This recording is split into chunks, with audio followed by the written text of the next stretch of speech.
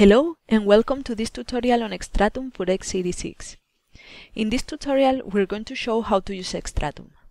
We will configure the hypervisor, compile the sources and create a system development kit. Finally, we will build an application for the x86 architecture. First of all, you will have received a copy of the XtratuM release developed for the MultiPARTES project. Inside this package you will find a compressed file containing the XtratuM source code. The first step will be to extract the compressed package into a directory of your choice.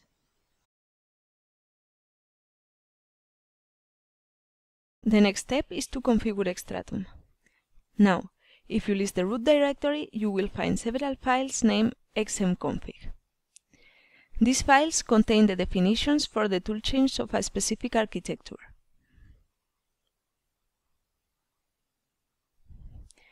On this tutorial, we're going to run an application for x86, so we're going to select the toolchains for the x86 architecture.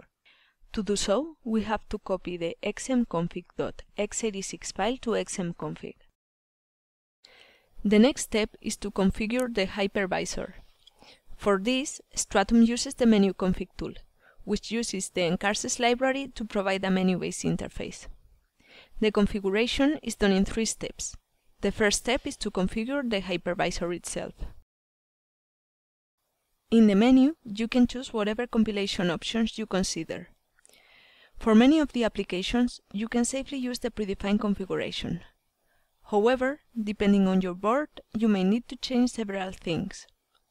For this tutorial, we are going to select the QEMU board and choose an SMP configuration from the processor menu. We will also leave the debug and profiling support, which will dump the processor state in a case a trap is raised. The second step of the configuration process is to configure the resident software. The resident software is the basic bootloader that will load XtratuM and each partition into their corresponding memory location. Again, the default options are valid for compiling the examples.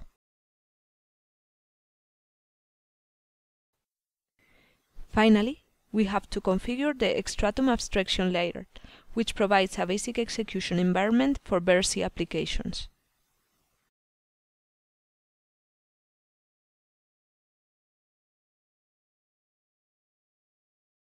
Once the sources are configured, we proceed to compile the sources with make.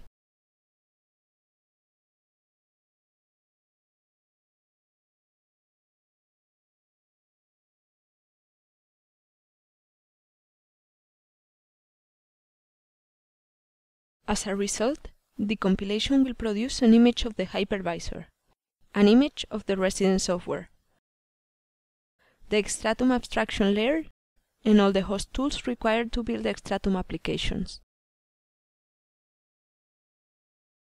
The XtratuM System Development Kit, or SDK for short, is a package that contains the precompiled hypervisor elements and the development tools. The SDK is created from the sources and contains all the required elements to build an application. In order to create an SDK, a proper compilation rule has been defined.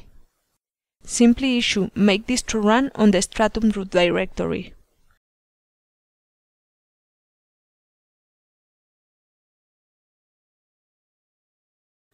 Once finished, a new file with .run extension is created. This is a self-extractable file that you can run to install the SDK. Execute the created.run file to start the installation of the SDK. During the installation, you will be prompted for the installation path and the location of the toolchain. Select a target directory of your choice. The SDK can also be given the installation parameters through the command line. This way, the SDK is installed automatically. Finally, we are going to compile an example and run it on the emulator. Go to the path where you install the SDK. You'll find there a shell examples directory. There, a set of examples demonstrate the usage of most of the XtratuM services.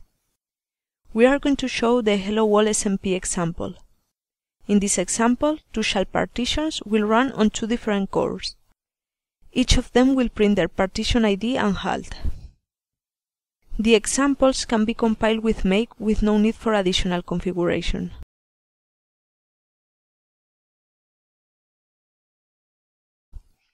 After the compilation, a file named Resident Software will be created.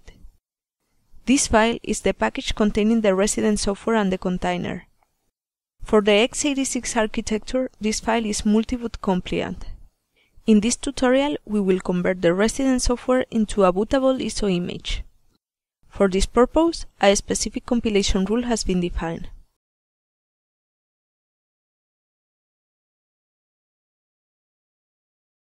The result is a resident software.iso.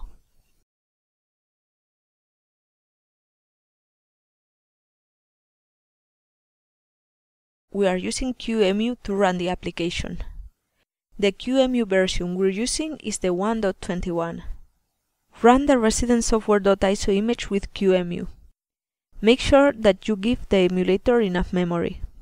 We will connect the emulated UART with the standard output of the console. The resident software image is passed as a disk drive.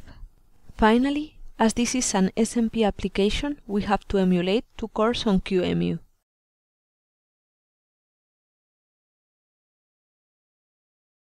Goodbye and thank you for watching.